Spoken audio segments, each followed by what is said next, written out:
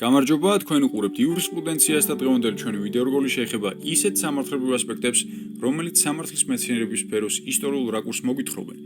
კანონების ისტორია ვრცელი და რთული თემაა, რომელიც ათასობით წელს აერთიანებს და მოიცავს მსოფლიოს სხვადასხვა სამართლებრივ სისტემას. ფართო გაგებით კანონები არის წესები, კოდექსები ან რეგულაციები, რომლებიც დადგენილია მმართველი ორგანოს მიერ, რათა დაარეგულიროს და გააკონტროლოს ადამიანების ქცევა გარკვეულ ტერიტორიაზე ან იურისდიქციაში. ყველაზე ადრეული კანონები დაადგინეს ტომობრივმა საზოგადოებებმა, რომლებიც იყენებდნენ მკაცრ წესჩვეულებებს და ცერემონიებს თავიანთი წესების აღსრულებისთვის. ეს წესები ხშირად ზეპირ ტრადიციას ეფუძნებოდა და ოფიციალურად არ იყო დაწერილი. ერთ-ერთი ადრეული წერილობით კანონების კვალიფიკაცია შეიძლება მივიღოთ ძველ მესოპოტამიაში, სადაც დაიწერა ჰამურაბის კოდექსი, რომელიც დაახლოებით ძველი წელთაღრიცხვით 1750-იან წლებშია შექმნილი. ეს იყო კოდექსი, რომელმაც ჩამოაყალიბა მკაფიო წერილობითი კანონები და საშუალები მათი დარღვევისთვის. ასევე ყველაზე ადრეულ კანონებს შორის, რომელიც ოდესმე აღმოჩენილა, არის ებრაულ რელიგიურ კანონების ერთობლიობა, რომელიც ცნობილია როგორც თორა. ეს ბიბლიური ტექსტი უკავშირდება ძველი წელთაღრიცხვით 300 წელზე უფრო ადრეულ მკვდარი ზღვის გრაგრილებში არსებულ აღმოჩენას.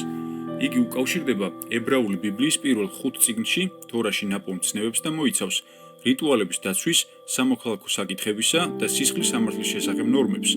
მორწმუნე ებრაელები თორას კანონებს დღესაც იცავენ. აღნიშნული ებრაული კანონები და წესჩვეულებები ინგლისური საერთო სამართლისა და დღევანდელი ფართოდ გავრცელებული სამართლებრივი სისტემების საფუძველია. მათი გავლენა საკმაოდ საინტერესოა, რადგან ისინი სიძველის მიუხედავად მაინც აქტუალურია. ეს იყო პირველი ტექსტები, რომლებშიც დაწერილი იყო მკაფიო წესები, მკვლელობასთან, ქურდობასთან, ტყუილთან და მრუშობასთან დაკავშირებით. მათგან თავდაცვა არის საერთო ღირებულებები, რომლებსაც ადამიანები დღესაც ჭეშმარიტად მიიჩნევენ. კანონების ისტორიაში აღსანიშნავია ეტაპი, რომელიც დაახლოებით ძველი წელთაღრიცხვით მე-7-მე-3 საუკუნეების პერიოდს მოიცავს. ამ პერიოდში ბერძნებმა შეიმუშავეს წერილობითი სისტემა, რომელიც გამოიყენებოდა კანონის დამკვირვებელთა გასამართლებისთვის. ეს სისტემა ცნობილი იყო როგორც დრაკონის კოდექსი და ეფუძნებოდა კანონის დარღვევისთვის საშელის სიმკაცრეს.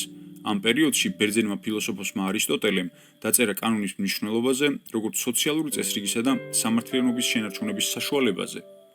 ხოლო მოგვიანებით უკვე შუა საუკუნეების პერიოდში კანონები ძირითადად რელიგიურ პრინციპებსა და მმართველთა გადაწყვეტილებაზე იყო დაფუძნებული. ინგლისში 1215 წელს გამოიცა მაგნა კარტა, რომელმაც დაადგინა კანონის უზენაესობის პრინციპი. ეს დოკუმენტი ზღუდავდა მეფის ძალაუფლებას და უზრუნველყოფდა მოქალაქეთა უფლებების დაცვას. განმანათლებლობა იყო ინტელექტუალური და სოციალური ტრანსფორმაციის პერიოდი ევროპაში, მე-17 და მე-18 საუკუნეების ბოლოს. ეს იყო დიდი პოლიტიკური და სოციალური ცვლილებების ეპოქა და ამ დროს განვითარდა და დაიხვეწა სოციალური კონტრაქტისა და ბუნებითი უფლებების იდეები. აღნიშნულმა იდეებმა გავლენა მოახდინა ახალი კოდიფიცირებისა და სამართლებრივი სისტემების შემუშავებაზე.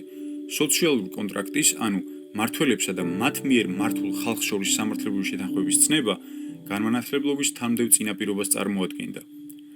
მთავრობასა და მის მოქალაქეებს შორის კონტრაქტის ეს იდეა კანონების შემუშავების ჩარჩოს ქმნიდა, რადგან მოქალაქეებს ახლა შეეძლოთ მთავრობისთვის გარკვეულ ქმედებებზე პასუხისმგებლობის დაკისრება. ბუნებითი უფლებები გახდა კონცეფცია, რაც გულისხმობდა, რომ ყველა ადამიანს აქვს ძირითადი უფლებები, რომლებიც მთავრობის მიერ უნდა იყოს დაცული. განმანათლებლობის ამ იდეამ გავლენა მოახდინა კანონების შემუშავებაზე, ბუნებითი უფლებების პატივისცემით მთავრობებს შეეძლოთ თავიანთი მოქალაქეების უსაფრთხოებისა და თავისუფლების უზრუნველყოფა. მე-18 საუკუნეში შეერთებულმა შტატებმა მიიღო ინგლისური საერთო სამართალი, როგორც მისი სამართლებრივი სისტემის ნაწილი. სამართლის ეს სისტემა ეფუძნება წინა მოსამართლეების გადაწყვეტილებებს და დღემდე გამოიყენება ამერიკის შეერთებულ შტატებში.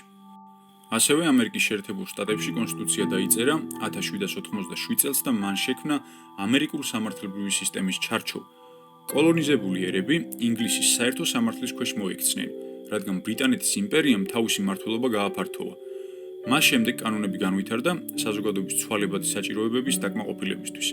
საკანონმდებლო ორგანოები ახალ კანონებს იღებენ სოციალური საკითხების მოსაგვარებლად ან მოქალაქეთა უფლებების დასაცავად, როგორიცაა სამოქალაქო უფლებები ან გარემოსდაცვითი რეგულაციები. ტექნოლოგიის განვითარებასთან ერთად განვითარდა მისი მარეგულირებელი ნორმებიც. ბოლო წლებში შეიქმნა კანონები ინტერნეტთან დაკავშირებული საკითხების მოგვარებისთვის, როგორიცაა კიბერდანაშაული და ონლაინ კონფიდენციალურობა.